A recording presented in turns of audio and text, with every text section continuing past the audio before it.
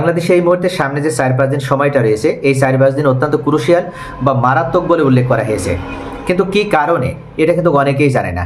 আজকে এমনকি প্রধান উপদেষ্টার প্রেস সচিবের পক্ষ থেকেও বিষয়টি জানানো হয়েছে যে আগামী 4-5 দিন বাংলাদেশ অত্যন্ত ভয়ঙ্কর পরিস্থিতির ভিতর দিয়ে যাবে। প্রেস সচিবের এই বক্তব্যের পরে রাজনৈতিক অঙ্গনে ব্যাপক তোলপাড় শুরু হয়েছে, ব্যাপক আগ্রহ দেখা যাচ্ছে সাধারণ মানুষের মাঝেও। প্রেস সচিব শফিকুল আলম বলেছেন, বাংলাদেশের রাজনৈতিক বন্দোবস্তের জন্য আগামী 4-5 দিন অত্যন্ত ক্রুশিয়াল। তার এই মন্তব্য ঘিরে চলছে নানান আলোচনা। আগামী 4-5 দিন কেন ক্রুশিয়াল? রাজনৈতিক বিশ্লেষকগণও এটা নিয়ে আলোচনার চেষ্টা করেছে। কেন তিনি এমন কথা বললেন?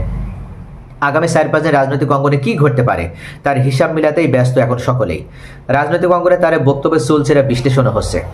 দেশের রাজনীতিতে তাহলে নতুন কিছু কি ঘটতে চলেছে, নাকি সরকারের মধ্যে কিছু হতে যাচ্ছে? রাজনৈতিক দলের নেতারা প্রেস সচিবের এ মন্তব্য মোটেও হালকাভাবে দেখছেন না। প্রেস সচিব হলেন সরকারের মুখপাত্র। এমন ব্যক্তি যখন কিছু বলেন তা অবশ্যই অত্যন্ত গুরুত্বপূর্ণ বা ইঙ্গিতবহ। বিশ্লেষকরা বলছেন, প্রেস সেক্রেটারির কাছ থেকে এমন সময়ে এ ধরনের মন্তব্য এলো যখন জুলাই সনদ ও জুলাই ঘোষণাপত্র নিয়ে দেশের রাজনীতিবিদদের মধ্যে চলছে এক ধরনের টানাপোড়েন, অনিশ্চয়তা ও আস্থার সংকট। আবার নির্বাচনের তারিখ ঘোষণার ইস্যুটিও রয়েছে হট কেক হিসেবে।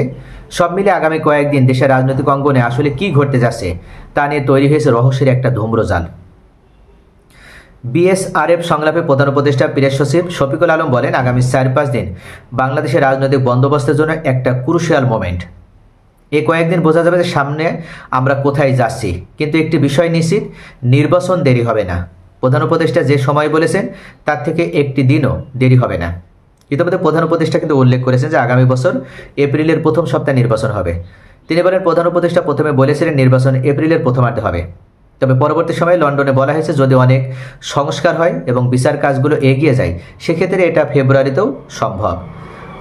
তারা সে জায়গায় এখনও আছেন, এটি একদিনও দেরি হবে না।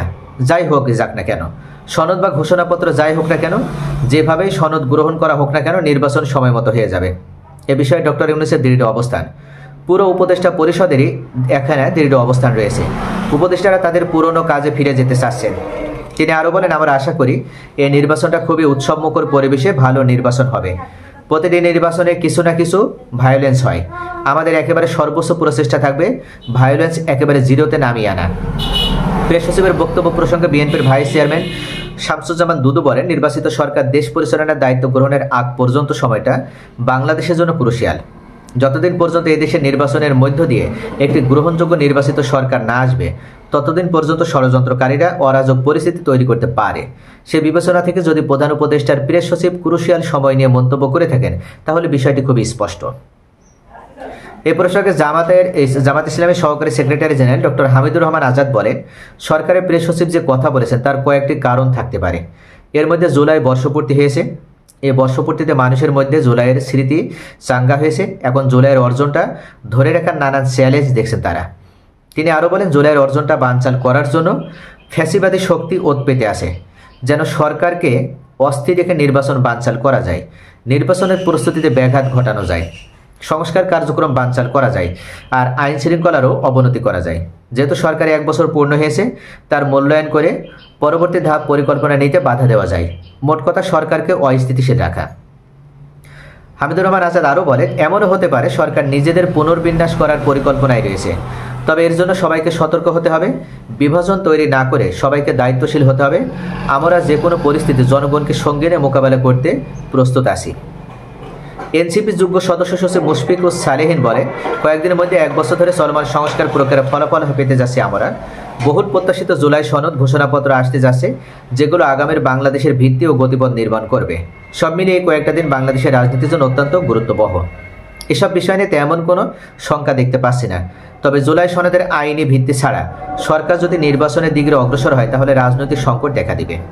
তো প্রিয় ভিউয়ার্স, মূলত এই মুহূর্তে 4টি গুরুত্বপূর্ণ বিষয় নিয়ে বাংলাদেশ কিন্তু একটা ক্রুশিয়াল মোমেন্টের ভিতরে রয়েছে। ইতিমধ্যে এই আন্দোলনের, এই বিপ্লবের 1 বছর পূর্ণ হচ্ছে। এখানে জুলাই সনদ ঘোষণা করা হবে, এমনকি শেখ হাসিনার বিচার কার্যক্রম চলমান রয়েছে। এছাড়া প্রয়োজনীয় সংস্কার কার্যক্রম কিন্তু এখনও শেষ পর্যায়ে নয়, অর্থাৎ এখনও সংস্কার চলমান রয়েছে। এবং সরকারের আরেকটা চ্যালেঞ্জ রয়েছে নির্বাচন। জামাতের পক্ষ থেকে বলা হচ্ছে এমনও হতে পারে যে হয়তো অন্তর্বর্তী সরকারের ভিতরে কিছুটা আবার পুনর্গঠন হতে পারে। অর্থাৎ সব মিলিয়ে অত্যন্ত গুরুত্বপূর্ণ একটা মোমেন্টামে রয়েছে বাংলাদেশ। তো প্রিয় ভিউয়ার্স, আমরা সকলেই চাই যে বাংলাদেশ বিগত ফ্যাসিবাদের হাতে যেন আবার না পড়ে, ঘুরে ফিরে বাংলাদেশ যে পরিস্থিতিতে আসতে পেরেছে সকলে ঐক্যবদ্ধভাবে যেন দেশটাকে সামনের দিকে এগিয়ে নিয়ে যেতে পারে। দুর্নীতি, সন্ত্রাসীদের বিরুদ্ধে, চাঁদাবাজদের বিরুদ্ধে ঐক্যবদ্ধভাবে দেশ যেন আবার একতাবদ্ধ হয়ে দেশকে সামনের দিকে, অর্থনীতিকে এগিয়ে নিয়ে যেতে পারে। এটাই আগামীর বাংলাদেশের চাওয়া, এমনকি সকল নাগরিকের চাওয়া। সকলে ভালো থাকুন। Thanks for watching.